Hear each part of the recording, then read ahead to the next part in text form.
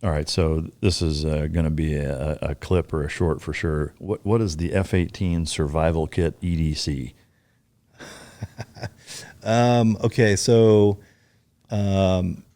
your seat pan has some basic stuff in it, but most of it's related to survival in the water. So you've got a survival raft. You've got your emergency oxygen that you breathe when you eject. So everything else is really what you carry on you in a survival vest. So we have a survival radio, day-night flares, pencil flares, knife, compass, just the basic stuff. Is that shit that you pick or that you're issued? You're issued that, and then you're given a limit. You can have, I can't remember what it is, like maybe 10 pounds of personal, equipment that you choose. So when I flew my first deployment, my parents gave me a handheld GPS because we didn't have GPS back then. And so they gave me a handheld GPS so I could, if I got shot down, I could actually navigate somewhere, without using a compass and the stars. In combat, you fly with a pistol. We carry I think it was a SIG P226, I think. We carry a couple spare magazines. We had evasion charts, which very high definition charts, very, very useful. And then we carry what was called blood chits. Has an American flag on it in different languages based on where you are. It'll say, I'm an American. My country will, reward you if you help me, and you can tear off a corner and hand it to somebody, and theoretically they can turn that in and get 2 goats or whatever. And so we were just jamming stuff everywhere, in combat. But yeah, normally it's just the basics. What was the knife that you carried?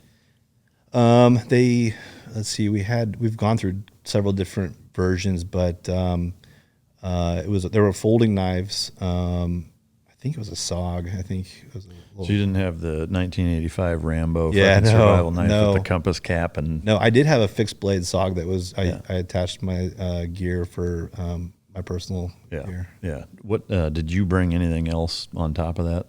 Like your 10 pounds of whatever you. Yeah, I mean usually it was just like water and other stuff that I might snacks need. And shit. Yeah.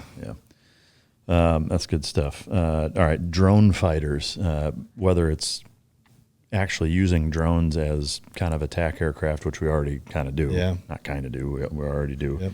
Do you foresee a Terminator 2 style fucking drone, like jet fighter or fighter jet in the future? I think that's the direction they want to go. I personally don't think so, and I for a couple of reasons. One, I think once you take the human element out of combat, then war becomes an easier decision. Like if you can, if you're the president of the United States and you can respond to some incident without risking American lives, why wouldn't you do that? As opposed to let's try to handle this diplomatically in a peaceful way. And so when you do that, war becomes not a big deterrent anymore.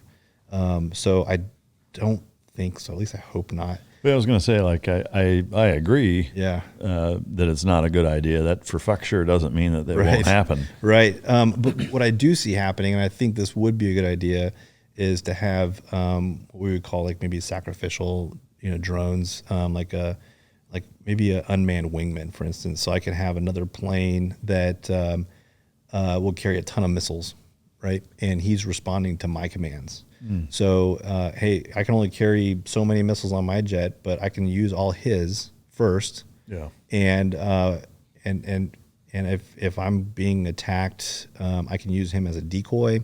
I can use him. I can sacrifice him by crashing him into another jet. If he's used up all his missiles, I can take his fuel. Maybe like he can just pass me his fuel. And then he can crash in the water or whatever. It's like the puff give of refueling. Yeah, exactly. So I think that having that wingman might be kind of a cool thing, but you have to have a human element. Is the drone wingman something that you just think would be cool, or have you heard of anything that there's actual? I do know that there is a drone aircraft that has flown off a carrier that they've been using it to do in-flight refueling. Oh, okay. And then that's in obviously the testing phase and or development. But as far as the wingman goes, I don't think I've heard anything specifically about it. Yeah. What was the average elevation of the JTAC combat drops that you did in Iraq on that first deployment, where you were just bombing the shit out of everything? Like the elevation, like where I was. Yeah. It varied. I mean, there was a couple times up in the mountains, like right on the border with Iran, where I dropped a couple GPS guided weapons. Didn't even see them hit because they went through clouds, but the JTAC was on the ground, and radio back. And then somewhere on the desert floor. So it definitely varied. Lowest and highest? I don't know, maybe call it 1,000 feet to, I don't know, like 3,000 meters or something like that. Okay.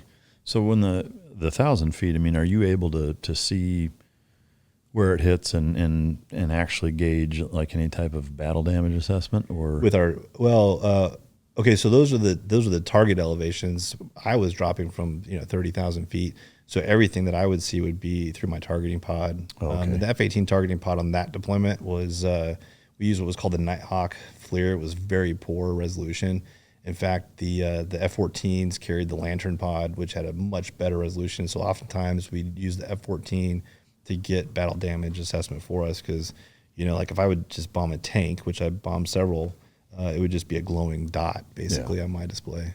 So by the time it hits, like you're so far gone that, like, even in the we would stick around always and watch it. Oh, okay. There was one mission. I was carrying what was called the Joint Standoff weapon. It's this weapon that you drop like a bomb, little wings pop out, and it glides to the target. And then when it's guided by GPS, and when it gets there, there's different types. Some have little bomb bays open up, and little bomblets fall out. So it's like a cluster munitions. And at the time, Iraq had this missile engagement zone all through the central part of the country where they had serviced the air missile sites like SA-2s and SA-3s that were targeting coalition aircraft. And so they told me they wanted me to drop my JSOW on one of these sites, but they wanted me to get battle damage assessment. I'm like, so you want me to use a standoff weapon so that I can hit a surface air missile site, but then you want me to fly over it to get video? Like, yes. Whose idea was it? it? Makes perfect sense.